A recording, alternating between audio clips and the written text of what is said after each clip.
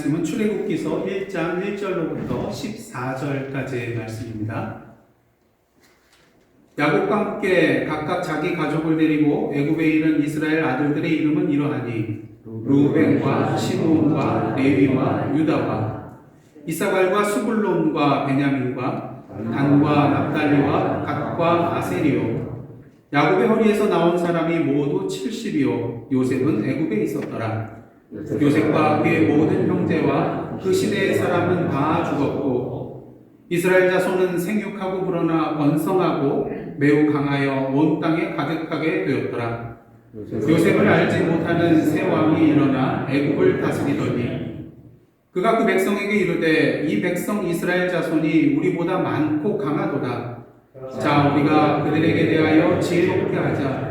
두렵건대 그들이 더 많게 되면 전쟁이 일어날 때에 우리 대적과 합하여 우리와 싸우고 이 땅에서 나갈까 하노라 하고 감독들을 그들 위에 세우고 그들에게 무거운 짐을 지워 괴롭게 하여 그들에게 바로를 위하여 국고성 비돔과 람셋을 건축하게 하니라. 그러나 학대를 받을수록 더욱 번성하여 퍼져나가니 애굽 사람이 이스라엘 자손으로 말미암아 근심하여 이스라엘 자손에게 이를 엄하게 시켜 어려운 노동으로 그들의 생활을 괴롭게 하니 곧 흙 이기기와 벽돌 붓기와 농사의 여러 가지 일이라. 그 시키는 일이 모두 엄하였더라. 아멘. 이는 하나님의 말씀입니다. 많은 사람들이 출애굽기 하면 당장 머릿속에 떠오르는 것이 하나님께서 이스라엘 자손들을 애굽 땅에서 구원하여 내셔서 당신의 백성으로 삼아주신 이야기다. 이렇게 생각을 하는 경우가 있습니다. 맞나요? 틀리나요? 예? 맞습니다. 예. 맞기는 맞지만 틀린 부분이 있어요. 예. 왜냐하면은 하나님께서 이스라엘 백성들을 애굽의 땅에서부터 바로의 손으로부터 구원해 주신 것은 맞지만 이를 통해서 하나님께서 이스라엘을 당신의 백성으로 삼아 주신 것은 엄밀히 말하면 아니거든요. 왜? 이스라엘 자손은 하나님께서 그들을 출애굽시켜 주시기 이전부터 하나님의 뭐였어요? 하나님의 백성이었거든요. 하나님 출애굽을 통하여서 그들을 당신의 백성으로 삼으신 것이 아니라 이미 그 전부터 이스라엘 자손은, 여기서 이스라엘이라는 것은요 야곱을 말합니다. 그 야곱의 자손, 그러니까 아브라함과 야곱과 이삭의 자손들이 이미 하나님의 백성이었다는 것이죠. 다시 말해서 이스라엘 자손이 하나님의 백성이라는 것은요 출애굽 사건의 결과가 아니라 출애굽 사건의 기본 전제라는 것이죠. 그들이 하나님의 백성이기에 하나님께서 그들을 애굽에서 구해내셨다는 것입니다. 하나님께서 모세에게 나타나셔서 그에게 사명을 주실 때 이런 말씀을 하시죠. 출애굽기 3장 10절인데 한번 다 함께 읽겠습니다. 시작. 이제 내가 너를 바로에게 보내어 너에게 뭐라고 합니까? 내 백성 이스라엘 자손을 애굽에서 인도하여 내게 하리라. 예, 이스라엘 자손에 대해서 분명하게 말씀하셨어요. 내 백성 이스라엘 자손이라. 하나님께서 이스라엘 자손을 이 애굽에서 구원하여 주신 이유는 그들을 하나님의 백성으로 삼아 주시기 위해서가 아니라 이미 그들이 하나님의 백성이었기 때문인 것입니다. 또 중요한 것은 하나님께서 이 이스라엘 자손을 애굽의 땅에서부터 구원해 내주신 궁극적인 목적이 무엇일까? 단순히 그들을 이 바로의 압제로부터 해방시켜 주셔서 자유케 해주시는 그것이 궁극적인 목적은 아니었음을 우리는 분명히 알아야 됩니다. 여호와께서 모세를 바로에게 보내면서 바로에게 가서 무슨 말을 하라고 합니까? 여호와의 말씀에 내 백성을 보내라. 그러면서 무슨 말이 나오죠? 그들이 나를 섬길 것이니라. 예, 하나님께서 이스라엘 백성들을 바로의 압제로부터 구원한 궁극적인 목적은 단순히 그들을 자유케 하시는 것이 아니라 자유케 해주셔서 그들로 하여금 하나님을 제대로 섬길 수 있도록 하기 위해서라는 것이죠. 근데 여기서 섬긴다에 해당되는 그 히브리어 단어는요, 아바드라는 단어인데 일하다, 섬기다 이런 의미를 가지고 있습니다. 근데 이 아바드에 대해서 그 대상이 누구냐에 따라서 좀 그 의미가 달라져요. 지금 이스라엘 백성들은 어디에서 누구를 섬기고 있습니까? 애굽 땅에서 바로 왕을 섬기고 있어요. 그래서 이스라엘 백성들이 그 아바드의 대상이 애굽이 되었을 때, 바로가 되었을 때는요, 노예로서 그를 위해서 할 수 없이 일하는 것을 말해요. 노예로서. 자유가 없는 것이죠. 자발적인 것이 아니죠. 힘의 논리에 따라서 어쩔 수 없이 굴복해서 일하며 섬기는 그런 것이 되는 것입니다. 하지만 반면에 그 아바디의 대상이 여호와 하나님일 때는 어떻게 되나요? 그럴 때는 자유인으로서 기쁨으로 하나님을 섬기고 예배하는 것이 됩니다. 그러니까 똑같은 아바드의 단어가 쓰여도 그 대상이 누구냐에 따라서 이렇게 그 의미가 180도 달라지는 것을 볼 수가 있습니다. 자, 그런 의미에서 하나님께서 이스라엘 백성들을 구원하여 주신 목적은 무엇입니까? 바로의 노예가 되어 바로를 위하여 일하고 있던 그들이 이제는 하나님의 백성이 되어서 기쁨 가운데 자발적으로 하나님을 섬길 수 있도록, 예배할 수 있도록 하기 위함이었다는 것이죠. 그렇게 출애굽기서를 보시면요, 하나님께서 이스라엘 자손 앞에서 자신이 그들의 하나님 되심을 분명하게 드러내시고요, 그리고 이스라엘 자손이 바로 자신의 백성임을 분명하게 보여주시는 것을 보게 됩니다. 그리고 그들이 하나님을 섬기는 공동체로서 온전히 설 수 있도록 그들을 친히 인도해 주시는 것을 분명히 보게 되는 것입니다. 그렇게 하나님께서 시내 산에서 그들에게 뭘 주시죠? 율법을 주시는 것을 봅니다. 그리고 율법을 주시고 그들과 함께 또한 언약을 맺으시는 것을 우리가 보게 됩니다. 근데 중요한 것은 이 하나님께서 이스라엘 백성들에게 율법을 주신 것은요, 그들로 하여금 이 율법을 지켜서 구원받고 하나님의 백성이 되게 하려 하시는 것이 아니라는 것이에요. 이미 출애굽의 구원의 은혜를 누린 자로서 계속해서 하나님과 그 친밀한 관계를 계속해서 유지해 가면서 하나님의 은혜를 누릴 수 있도록 제시해 주신 것이 바로 율법이라는 것이죠. 그래서 율법하면 우리는 굉장히 뭔가 좀 답답하고 뭔가 억압받는 그런 느낌을 받는데 그것이 아니라는 거예요. 하나님께서 우리에게 은혜를 주시기 위한 은혜의 수단이 바로 율법이기 때문인 것입니다.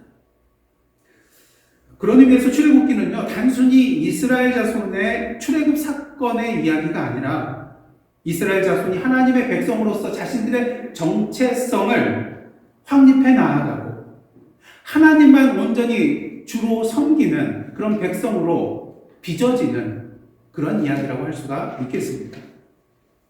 그러게 출애굽기서를 보시면요, 이스라엘 자손이 애굽의 노예로서 바로를 위해서, 누구를 위해서요? 바로를 위해서 바로의 국고성 비돔과 라암셋을 건축하는 것으로 시작을 합니다. 노예로서. 하지만 출애굽기서의 마지막은 어떻죠? 무엇으로 끝납니까?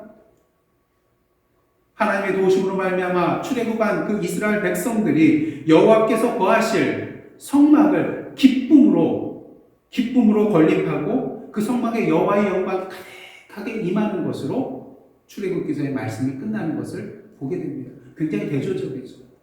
출애굽기 앞부분에서는 바로를 위하여 바로의 노예가 되어서 바로를 섬겼는데 이제 출애굽기 마지막에 가면 자유자로서 하나님의 백성으로서 기쁨으로 자발적으로 하나님을 섬기는 그들의 모습으로 변하게 되는 것을 우리는 보게 된다는 것입니다. 그들의 신분이 달라졌어요. 그들의 삶이 달라졌습니다. 그런 의미에서 출애굽기서는요, 어떻게 제목을 정할까, 이 주제를 정할까 고민하고 또 고민했어요. 근데 하나님께서 그러한 마음을 주시더라고요. 이 출애굽기 하면 여러분들 모세가 그냥 홍해를 가르고 이러한 사건으로 너무 여러분들 그동안 거기에 익숙해졌기 때문에 출애굽의 주제가 그냥 애굽에서 나오는 것, 이것으로 생각하실 때가 많은데 엄밀한 의미에서 보면은 이 출애굽기는 하나님께서 우리를 향하여 너희는 내 백성이다. 내 백성이다. 그래서 하나님은 온전한 백성으로 이렇게 세워주시는, 비적하시는 그런 내용이 또한 출애굽이라고 할 수가 있는 것 같아요. 그러게 하나님께서는 이 출애굽의 말씀을 통하여서 오늘도 저와 여러분을 향하여 내 백성 이스라엘아 라고 말씀하고 계십니다. 그러면서 당신이 누구신지, 그리고 우리가 어떠한 존재인지 다시 한번 분명히 알려주시고 우리를 오늘도 당신의 오늘의 이스라엘의 백성으로서 빚어 주시고자 한다는 것이죠. 바라기는 오늘부터 내 백성 이스라엘이라는 주제를 가지고 출애굽기에서 이런 말씀을 함께 나눌 때요, 이러한 하나님의 음성을 들으시고 온전한 하나님의 백성으로서 공동체로서 빚어짐을 통하여서 매일매일 하나님의 임재와 동행하심에 기쁨과 은혜를 누리시는 저와 여러분의 삶이 되기를 주님의 이름으로 축복합니다. 이럴 때 아멘 크게 하셔도 돼요. 근데 오늘 첫 번째 날인데요, 제목이 뭡니까? 제목이 그리고. 왜 제목이 그리고일까요? 궁금하시죠? 한번 출애굽기서 1장 1절 말씀 한번 보여주시기를 원합니다. 야곱과 함께 각각 자기 가족을 데리고 애굽에 이른 이스라엘 아들들의 이름은 이러하니. 여기 그리고라는 말이 나오나요? 안 나타납니다. 개역 개정 번역본에도 안 나타나고요, 다른 번역본에서도 이 그리고라는 말이 나타나지 않아요. 그런데 그 히브리어 원문을 보시면은 그 출애굽기 1장 1절의 가장 첫 번째 글자가 그리고에 해당되는 왜라는 접속사가 붙어 있는 것을 보게 돼요. 뭐 70인역이나 또 뭐 라틴어 성경에 이런 데는 또 붙어 있지 않아요. 하지만 원래의 그 히브리어 가장 고대 사본을 보시면은 이 접속사 그리고라는 것이 붙어 있는 것을 보게 됩니다. 그럼 그리고라는 말이 왜 붙어 있을까? 그 의미가 무엇일까요? 출애굽기 앞에 나와 있는 책이 뭐죠? 창세기. 그래서 그리고라는 단어로부터 이 출애굽기가 시작하는 것은요, 이 출애굽기라는 책은 창세기와 그냥 동떨어져 있는 별개의 책이 아니라 창세기서부터 이어져 나아가는 그러한 책이라는 의미가 여기에 담겨 있다는 것입니다. 연속적인 관계 속에 있다는 것이죠. 오늘 보면 1절 5절을 통해서 우리는 출애굽기 이야기가 야곱과 함께 각각 자기 가족을 데리고 애굽에 이른 이스라엘의 아들들, 즉 야곱의 아들들의 이름부터 소개하고 있는 것을 보게 됩니다. 그렇다면 이 내용이 창세기와 도대체 어떤 관계가 있는 것일까요? 여러분, 창세기 12장 보시면 하나님께서 아브라함에게 나타나셔서 너의 고향 친척 아버지의 집을 떠나서 내가 네게 지시할 땅으로 가라 말씀하시는 거 여러분 기억나실 것입니다. 그러면서 아브라함에게 말씀해 주시는 것이 있는데 2절과 3절입니다. 창세기 12장 2절 3절. 내가 너로 큰 민족을 이루고 내게 복을 주어 내 이름을 창대하게 하리니 너는 복이 될지라. 너를 축복하는 자에게는 내가 복을 내리고 너를 저주하는 자에게는 내가 저주하리니 땅의 모든 족속이 너로 말미암아 복을 얻을 것이라 하신지라. 여러분들이 너무나도 잘 하시는 말씀이에요. 근데 이 하나님께서 아브라함에게 주신 이 약속의 말씀은 5개의 1인칭 문장으로 이루어지는 것을 우리가 보게 됩니다. 그래서 이렇게 표현할 수가 있어요. 한번 다 함께 읽겠습니다. 시작. 내가 너로 큰 민족을 이루고 내가 내게 복을 주어 내가 내 이름을 창대하게 하리니 너를 축복하는 자에게는 내가 복을 내리고 너를 저주하는 자에게는 내가 저주하리니. 지금 보시면 이 모든 것을 누가 하시겠다는 거예요? 예, 내가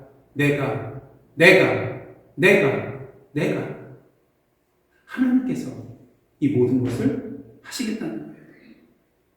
그리고 이 하나님께서 아브라함의 자손인 누굽니까? 이삭과 야곱에게도 동일하게 나타나셔서 뭐라고 하십니까? 아브라함에게 약속해 주신 그 내용을 또 동일하게 말씀해 주신 것을 우리가 보게 됩니다. 그리고 이때에도 이 모든 일을 누가 하겠다는 거예요? 바로 내가 하겠다고 말씀하시는 것을 보게 됩니다. 근데 여러분들 창세기 50장까지 눈을 씻고 찾아봐도 하나님께서 아브라함과 야곱과 이삭과 야곱에게 약속해 주신 말이 다 이루어졌나요? 이루어지지 않고 있음을 우리는 보게 됩니다. 물론 야곱이 12명이나 되는 아들을 낳았잖아요. 딸도 하나 있었고 얼마나 자녀가 많아요. 하나님께서 이거 야곱을 통해서 이루어주시나 보다 생각할 수 있지만 야곱이 요셉이 총리 대신으로 있던 그때 이제 가족들을 이끌고 애굽으로 내려가잖아요. 그때 몇 명이 내려갔다고요? 불과 70명밖에 안 돼요. 밤하늘의 별같이 바다의 모래같이 비교가 안 되는 수죠. 참으로 보잘것없는 숫자였습니다. 특히 야곱과 그의 가족들이 이주한 애굽의 고센 땅은 하나님이 약속하신 땅인가요? 아니잖아요. 오히려 하나님이 약속하신 땅을 떠나서 내려간 것입니다. 그러니 창세기 50장까지 하나님의 약속이 이루어지는 것을 우리는 아무리 찾아도 볼 수가 없는 것이죠. 그런데 하나님께서 아브라함과 이삭과 야곱에게 주신 이 약속의 말씀 도대체 어떻게 된 것일까? 하나님께서 공수표를 날린 것일까요? 그건 아니라는 것입니다. 그렇기 때문에 오늘 출애굽기서 1장 1절의 말씀이 뭘로 시작하는 거예요? 접속사? 그리고. 이 창세기의 이야기가 끝나지 않았다는 거예요. 계속되고 있다는 거예요. 비록 아브라함과 이삭과 야곱은 죽었지만 하나님의 그 약속의 말씀은 영원히 살아있어서 오늘도 하나님께서 행하고 계신 것이라는 것을 이 출애굽기서의 말씀을 통해서 알려주고 계시다는 것입니다. 그러게 오늘 보면 1절로부터 5절은 야곱과 그의 아들들의 이름부터 시작을 합니다. 그리고 6절 말씀은 요셉과 그의 모든 형제와 그 시대 사람들이 다 죽었음을 알려주고 있습니다. 근데 7절 말씀 보시면 어떻습니까? 아브라함과 이삭과 야곱에게 주셨던 하나님의 약속의 말씀이 전부는 아니지만 부분적으로 이루어지고 있는 것을 발견하게 됩니다. 7절 말씀 한번 다 같이 읽겠습니다. 시작. 이스라엘 자손은 생육하고 불어나 번성하고 매우 강하여 온 땅에 가득하게 되었더라. 70명으로 시작됐던 그 가족이 불어나서 온 땅에 가득하게 되었다는 거예요. 이를 통해서 우리는 우리 여호와 하나님께서는 당신의 약속을 결국 이루시는 신실하신 하나님이라는 것을 분명히 보게 됩니다. 또한 우리와 함께 동행하시면서 언제나 우리 곁에서 일하고 계신 하나님이라는 것을 또한 발견하게 되죠. 그러게 우리는 기대하게 됩니다. 만약 저와 여러분이 출애굽기의 내용을 모르고 있는 상태라면 하나님께서 이렇게 이스라엘의 자손을 애굽 땅에서 번성하게 해주시고 온 땅에 가득하게 해주셨다는 이 내용, 그 다음에 무엇이 나올 것을 기대하시겠습니까? 이제 자손의 복을 허락하셨으니까 이제 남아있는 게 뭐예요? 땅의 복. 이 고센 땅은 하나님의 약속의 땅이 아니잖아요. 이제 하나님께서 자손의 복을 허락하셨으니까 이 이스라엘 백성들을 이제 당신의 약속의 땅으로 인도하시겠구나 하는 그러한 기대감을 품게 될 것입니다. 하나님께서 드라마를 쓰셨으면 항상 대박을 치셨을 것 같아요. 전혀 우리가 생각지 못한 방향으로 이끄시잖아요. 반전에 반전에 반전. 그래서 우리가 성경 이야기를 읽으면서 또 어떤 부분에서는 굉장히 재미를 느끼고 흥미를 느끼는 이유가 뭡니까? 생각지도 않은 방향으로 하나님께서 이끌리잖아요. 그래서 이렇게 성경 이야기를 영화도 만드는 거 아니겠습니까? 이런 극적인 반전들이 있기 때문인 것이죠. 우리는 당연히 그렇게 기대할 수밖에 없어요. 하지만 하나님은 어떠십니까? 오늘 8절로부터 14절 말씀을 보시면 우리가 가진 그 기대가 산산이 부서져 버리는 것을 보게 됩니다. 그리고 하나님께 대하여 왜? 라는 질문을 하게 되죠. 이유가 무엇입니까? 하나님의 말씀이 계속해서 성취되고 이루어지는 것은커녕 오히려 이스라엘 백성들이 바로의 압제하에 고통받고 고난받고 괴로움을 당하는 그런 모습이 나타나잖아요. 여러분 보통 영화를 보면 어떻습니까? 주인공이 처음에는 가족들과 또 가까운 사람들하고 아주 평화롭게 또 행복하게 삶을 살아가고 있는 그런 장면이 나옵니다. 근데 그 평화와 행복이 계속 지속되던가요? 네. 조금이라도 더 오래 가면 좋을 텐데, 그냥 영화 앞부분서부터 큰 일이 벌어지게 되죠. 그리고 큰 시련과 고통의 물결이 쓰나미처럼 밀려옴을 통하여서 그 주인공이 그동안 누리고 있던 참된 평화와 행복이 모두 휩쓸려 사라져버리는 것을 우리는 보게 됩니다. 그리고 주인공은 어떻습니까? 절망과 낭만과 비탄과 슬픔에 빠져 헤어나오지를 못하죠. 이러한 가운데 영화를 보고 있는 관객들은 어떻습니까? 과연 이 주인공이 이 시련에 대해서 어떻게 반응할까? 이 주인공이 전에 누렸던 그러한 기쁨과 행복을 다시 되찾을 수 있을까? 흥미진진해하면서 이 영화를 더욱더 몰입해서 보게 됩니다. 근데 문제는요, 이러한 내용이 그저 우리가 보고 있는 스크린의 영상이 아니라 지금 나에게 들이닥친 현실이라면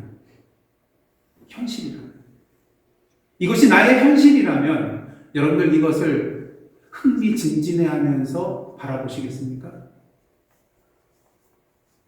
결코 그럴 수 없을 거예요. 그리스도인도 하나님께 질문하겠죠. 하나님, 왜?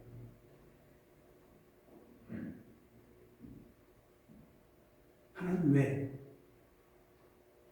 아마 지금까지 여러분들 인생을 살아오시면서 이러한 질문을 수도 없이 많이 던지셨을 겁니다.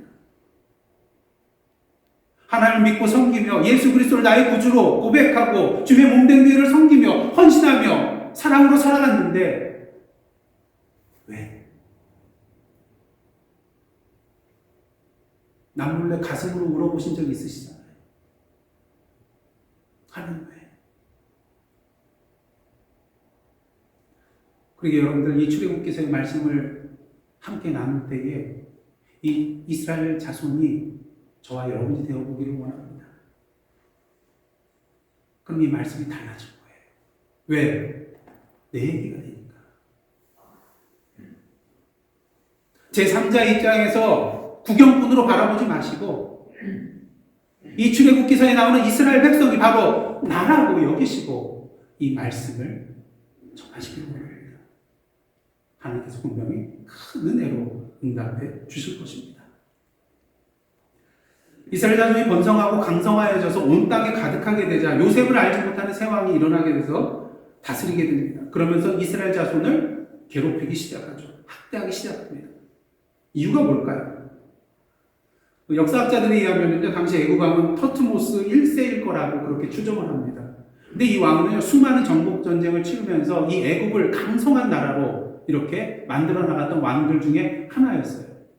근데 여러분 이렇게 정복 전쟁을 하게 되면 어떻습니까? 군사들을 나라 밖으로 계속 파병 보내야 되잖아요. 그럼 어디가 약해지겠어요?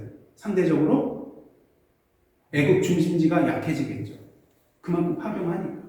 군사들을 보내니까요. 그러면서 이 왕에게 있어서 걱정거리는 뭐겠습니까? 오늘 본문 말씀에도 있듯이 이 강성해지고 숫자가 많아진 이 이스라엘 백성들이 우리의 대적과 손을 잡고 우리가 맞서게 된다면 어떻게 될까? 이 이스라엘 사람들이 자유함을 얻고 우리를 떠나게 될 것이다. 그래서 왕으로서 염려할 수밖에 없었던 것이죠. 그래서 이 애굽 왕 바로가 지혜를 짜내서 어떻게 합니까? 감독들을 이스라엘 사람들 위해 세우고요. 그들에게 무거운 짐을 지어서 괴롭게 하여서 자신의 성 비동과 그 다음에 라암셋을 건축을 하게 합니다. 근데 놀라운 것은 이렇게 이스라엘 자손들이 학대를 받으면 받을수록 이스라엘 자손이 어떻게 돼요? 더욱더 번성하게 된다는 거예요. 그러자 애굽 사람들이 더 근심하게 됩니다. 그래서 이스라엘 자손에게 흙 이기기, 그 다음에 벽돌 굽기, 농사 등 여러 가지 더 힘든 일들을 계속해서 그들에게 부여하게 되죠. 괴롭히게 됩니다. 그리고 이것으로 끝이 아니었습니다. 오늘 본문 뒤에 나온 내용을 보시면 히브리 산파들에게 명령해서 어떻게 합니까? 아기를 받을 때에 남자아이가 태어나면 어떻게 하라고요? 죽이라고. 근데 이게 숲으로 돌아가요. 하나님께서 이 히브리 산파들에게 지혜를 주셔서 이것을 모면할 수 있도록 해주셨고, 그러자 바로가 이제 한 걸음 더 나가 어떻게 합니까? 이제 이스라엘 자손 가운데 태어나는 모든 남자아이는 어디다 갖다 버리라고요? 나일강에 던져버리라 명령하게 됩니다. 이런 내용을 통해서 우리는요, 아브라함과 이삭과 야곱의 하나님께서 과연 이스라엘 자손들과 함께 계시는가? 과연 하나님께서 당신의 약속을 신실하게 지키기 위해서 계속해서 이스라엘 백성들 가운데 일하고 계신가? 의문을 품을 수밖에 없게 됩니다. 정말 하나님께서 살아계신 하나님이라면, 신실하신 하나님이시라면, 오늘도 일하고 계신 하나님이라면 왜?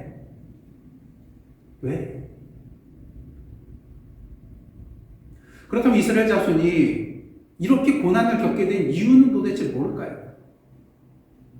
성경을 찾아봐도 정확한 이유를 말해주고 있지는 않습니다.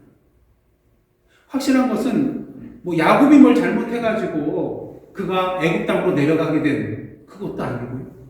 이 야곱의 자손들이 하나님 앞에 범죄하여서 하나님께서 애굽의 손에 이스라엘 백성을 붙이신 것도 아니시라는 것입니다. 근데 오늘 본문을 자세히 살펴보면요, 이스라엘 자손이 고난을 받게 된 원인이 그들 자신에게 있기보다는 다른 사람에게 있는 것을 분명히 보게 됩니다. 8절 말씀 한번 보도록 하겠습니다. 8절입니다. 다 함께 읽겠습니다. 시작. 요셉을 알지 못하는 새 왕이 일어나 애굽을 다스리더니. 애굽의 왕이 새롭게 일어나는데 누구를 알지 못한다고요? 요셉을 알지 못한다는 거예요. 근데 여러분, 요셉을 알지 못한다는 것은 곧 누구를 알지 못한다는 거예요? 예, 요셉과 함께 하시는 여호와 하나님을 알지 못한다는 것입니다. 여러분, 요셉이 애굽 땅에 노예로 팔려가서 고생하였지만 힘들고 어려운 고비 때마다 승승장구하면서 애굽의 총리 자리에까지 오르게 된 이유가 무엇입니까? 먼저 바로 왕의 신하 보디발의 집에 팔려갔을 때 어떻습니까? 보디발을 보니까요, 하나님께서 요셉과 함께 계시는 것을 보게 돼요. 범사에 하나님께서 그를 형통하게 하시는 것을 눈으로 목격하게 되거든요. 그래서 그를 어떻게 합니까? 자신의 집안의 가정총무로 삼고 자신의 소유를 다 맡기잖아요. 뭘 받기 때문에? 하나님이 그와 함께 하시고 그 여호와께서 그를 만사에 형통하게 해주는 걸 보았기 때문에. 하지만 보디발의 아내의 그런 누명시움으로 말미암아서 옥에 갇히게 되죠. 하지만 옥에 갇혀서도 그 옥을 모두 다 관리하는 그런 사람의 지위에 올라가게 돼요. 간수장이 요셉을 보니까 어떻습니까?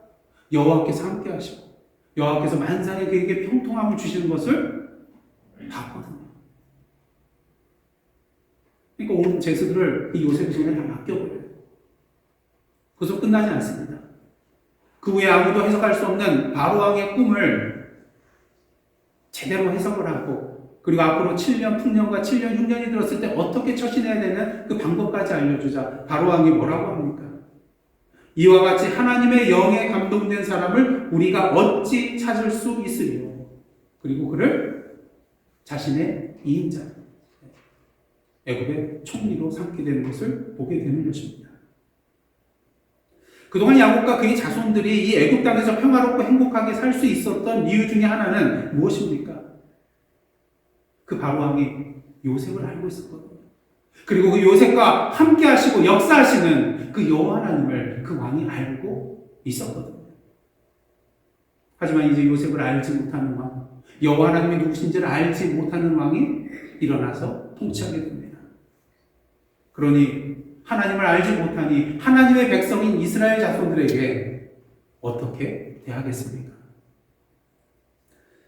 지금 저희는 종교가 자유로운 이 미국 땅에서 살아가면서 마음껏 찬양하고 마음껏 기도하고 마음껏 말씀을 보지만 오늘도 세계 곳곳에서는 그리스도인이라는 그 이름 하나 때문에 고난받고 핍박받고 심지어 죽임을 당하는 그런 많은 사람들이 있습니다. 그 이유가 무엇일까요? 그리스도인들을 박해하는 자들이 누구를 알지 못하기 때문에 여호와 하나님이 누구신지 알지 못하기 때문입니다. 그리고 그들이 가지고 있는 힘과 권력을 뛰어넘는 존재가 있다는 것을 알지 못하기에 그런 악한 일을 행하게 되는 것이죠. 그렇다면 문제는 하나님께서 왜 당신의 백성이 고난당하고 있음을 그대로 보고만 계시냐는 것입니다. 물론 이사야서 55장 8절을 보시면 하나님의 생각은 우리와 생각이 다르고 하나님의 길은 우리의 길과는 다르다고 하였어요. 우리가 어찌 하나님의 그런 이치와 계획과 뜻을 온전히 다 알 수가 있겠습니까? 또 누군가 이런 말을 한 것이 인터넷 상무에 있더라고요. 한번 잘 들어보세요. 재미있는 표현인데요. 스스로 알을 깨면 병아리가 되지만 남이 깨주면 뭐가 될까요? 계란 프라이가 된다. 이런 말이 있습니다. 사실 병아리가 그 알을 깨고 나올 때 옆에서 도와주고 싶은 마음이 얼마나 들겠어요. 그래서 어미닭이 이제 그거를 좀 같이 도와주면서 어디를 해야 되는지 알려준다고 합니다. 근데 궁극적으로 이것을 깨고 나와야 할 존재는 병아리예요. 그도 그럴 것이요. 만약에 이 병아리가 자신을 품어주었던 그 알을 깨고 나올 힘이 없어서 다른 사람이 그것을 깨준다면 세상에 나와서도 온전히 살아갈 수 없다는 거예요. 그 깨고 나올 힘과 능력이 있는 병아리만이 이 세상에 나와서 제대로 건강하게 살아갈 수 있다는 것이죠. 그런 의미에서 뭐 이런 병아리 얘기를 들어가지고 우리는 스스로 우리의 알을 깨고 나올 수 있는 능력과 힘을 키워서 나가야 된다. 그래야만이 새로운 세상을 보고 경험하고 누릴 수 있다. 그러게 우리의 고통과 고난도 견뎌내고 이겨내야 된다. 스스로 이겨내야 된다. 뭐 이런 말을 할 때가 있어요. 근데 하지만 앞에서 우리가 분명히 봤습니다. 하나님께서 아브라함과 이삭과 야곱에게 약속해 주실 때 누가 하겠다고 그랬어요? 내가 하겠다고 그랬어요. 아브라함은 너는 이렇게 해가지고 이렇게 하면은 될 거야. 이삭아, 야곱아, 너는 이렇게 해라. 그럼 내가 조금 도와줄게. 이게 아니었잖아요. 일방적으로 약속하시고 내가 하겠다. 내가 이루겠다. 내가 성취하겠다. 말씀하셨거든요. 그러면 하나님께서 이렇게 가만히 계시면 되는 거예요? 안 되잖아요. 근데 사실 하나님께서 뒷짐지고 가만히 계셨던 건 아니에요. 아주 적극적으로 개입하신 것은 아니지만 오늘 보면 12절 말씀 한번 보도록 하겠습니다. 그러나 학대를 받을수록 어떻게 됐다고요? 더욱 번성하여 퍼져나가니 애굽 사람이 이스라엘 자손으로 말미암아 근심하여. 뭐 이럴 일도 있겠지 생각할 수 있겠지만 이게 상식적으로 가능한 것인가요? 지금 이스라엘 자손들은 애굽의 종살이를 하고 있어요. 바로가 마음 먹고 이들을 핍박하기 시작을 했어요. 그런데도 번성할 수 있나요? 번성하지 못하도록 명령하고 억압하였는데 더욱더 번성하다.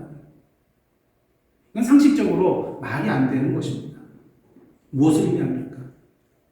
이러한 바로의 계획과 힘과 능력을 넘어서는 보이지 않는 손이 이스라엘 자손들을 보호해 주고 있었다는 것입니다. 그분이 누구예요? 바로 여호와 하나님이시라는 것이죠. 하나님께서는요, 이스라엘 자손의 출애굽을 위하여 모세를 부르기 그 이전부터 이스라엘 자손과 함께 계셔서 일하고 계셨다는 것을 우리는 이 12절 말씀을 통해서 분명히 보게 되는 것입니다. 비록 그들이 고난을 당하고 있으면, 핍박을 당하고 있지만, 괴로움을 당하고 있기는 하였지만 여전히 하나님께서는 자신의 백성을 돌봐주시고 곁에 계셔서 힘을 주고 계셨다는 것이죠. 그리고 그들과 함께 하시면서 그들을 향한 그 하나님의 원대한 큰 계획을 하나씩 진행시키고 계셨다는 것입니다. 중요한 것은요, 하나님께서 이미 그들에게 보증수표 2장을 주셨다는 거예요. 한 장도 아니라 2장씩이나 주셨어요. 그럼 보증수표란 뭡니까? 안전한가요? 안전하지 못한가요? 안전한 거예요. 왜냐하면은 이 지급은행에서 이제 수표를 내면 지급해줘야 할 은행이 있잖아요. 근데 그 은행에서 이 발행인의 예금 어카운트에서부터 벌써 수표 금액에 해당되는 금액을 어떻게 했어요? 미리 공제해 놨거든요. 그러니까 미리 받아 놓은 거예요. 그러니까 이 수표는 안전한 거예요. 안전한 것입니다. 부도의 염려가 전혀 없는 그러한 안전한 수표. 그렇기 때문에 보증수표인 것이죠. 또 하나님께서 이스라엘 자손에게 준 보증수표 2장은 도대체 무엇일까? 다른 성경 말씀 잘 안 들려도 보증수표 주셨다니까 조금 귀가 열리시지 않습니까? 한번 잘 들어보십시오. 먼저 창세기 46장 3절과 4절인데요. 야곱이 요셉이 있는 애굽으로 내려가기 위해서 가족들을 다 이끌고 브엘세바에 이르러서 거기에서 하나님께 희생제사를 드려요. 그리고 그날 밤에 하나님께서 야곱에게 나타나셔서 이러한 말씀을 하십니다. 한번 다 함께 읽겠습니다. 시작. 하나님이 이르시되 나는 하나님이라. 내 아버지의 하나님이니 애굽으로 내려가기를 두려워하지 말라. 내가 거기서 너로 큰 민족을 이루게 하리라. 내가 너와 함께 애굽으로 내려가겠고 반드시 너를 인도하여 다시 올라올 것이며 요셉이 그의 손으로 내 눈을 감기려 하셨다. 이게 첫 번째 보증수표예요. 애굽에서 큰 민족을 이루게 하시겠다. 이루셨죠. 그리고 앞으로 어떻게 하시겠다는 거예요? 너와 함께 하셔서 반드시 이 야곱의 자손을 인도하여 다시 올라오게 하실 거다. 개런티 하시겠다는 거예요. 그 다음 또 다른 보증수표가 하나 있는데요. 하나님께서 아브라함에게 주신 말씀으로 창세기 15장 13절 14절 말씀입니다. 한번 다 함께 읽겠습니다. 시작. 여호와께서 아브라함에게 이르시되 너는 반드시 알라. 내 자손이 이방에서 객이 되어 그들을 섬기겠고 몇 년 동안요? 그들은 400년 동안 내 자손을 어떻게 한다고요? 괴롭히리니 그들이 섬기는 나라를 누가요? 내가 증권할지며 그 위에 내 자손이 큰 재물을 이끌고 나오리라. 지금 이스라엘 백성들이 4년 동안 애굽에서 종살이하는 이유는 알 수가 없어요. 하지만 분명한 건 뭡니까? 하나님께서 그 종살이를 끝내게 해 주시겠다고 약속하셨어요. 이미 알고 계셨어요. 그리고 하나님의 계획에 따라 그 모든 것들을 진행시키고 계셨다는 것입니다. 우리는 하나님께서 주신 이 보증수표 2장을 통하여서 결국 이스라엘 자손이 400년의 종살이를 마치고 큰 재물을 가지고 이 애굽을 떠나서 결국에 하나님께서 약속하시는 젖과 꿀이 흐르는 가나안 땅으로 들어가게 될 것이라는 것, 우리는 분명히 보게 된다는 것입니다. 이 일을 누가 하신다고요? 내가 하십니다. 그 증거가 되는 것이 바로 뭡니까? 우리가 지금 오늘부터 시작하는 출애굽기 서인 것입니다. 그러게 우리는 오늘도 하나님 앞에 어떠한 삶을 살아야 되면요, 한번 다 같이 따라해 보시기를 원합니다. 그리고의 삶을 삽시다. 다시 한번요. 그리고의 삶을 삽시다.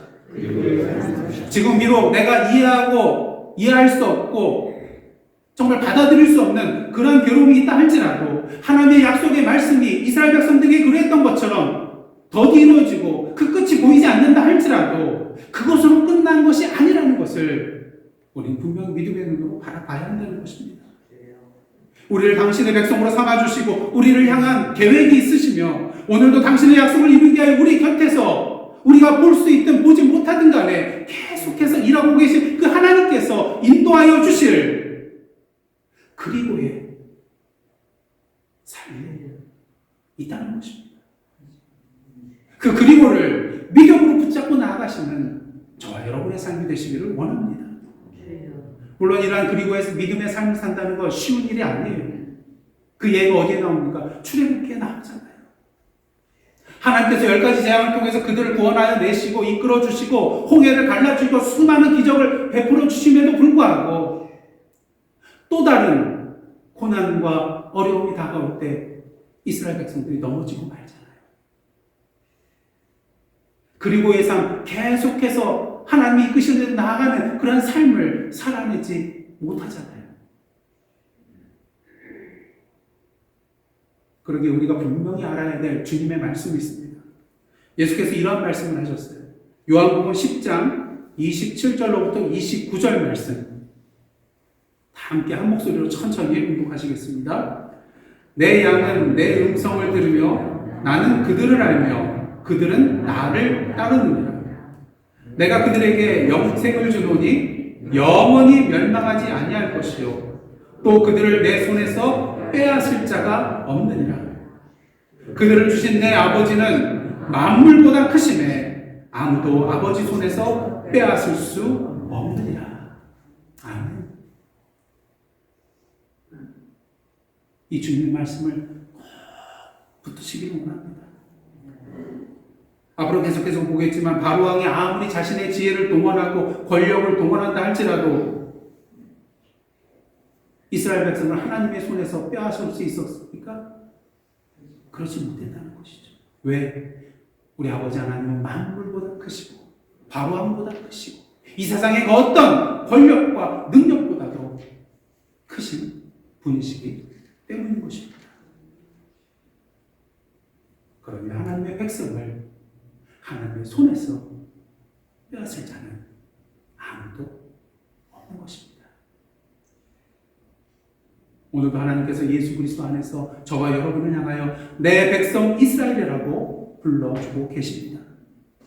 이것이 하나님께서 우리에게 주신 또 하나의 보증 수표입니다.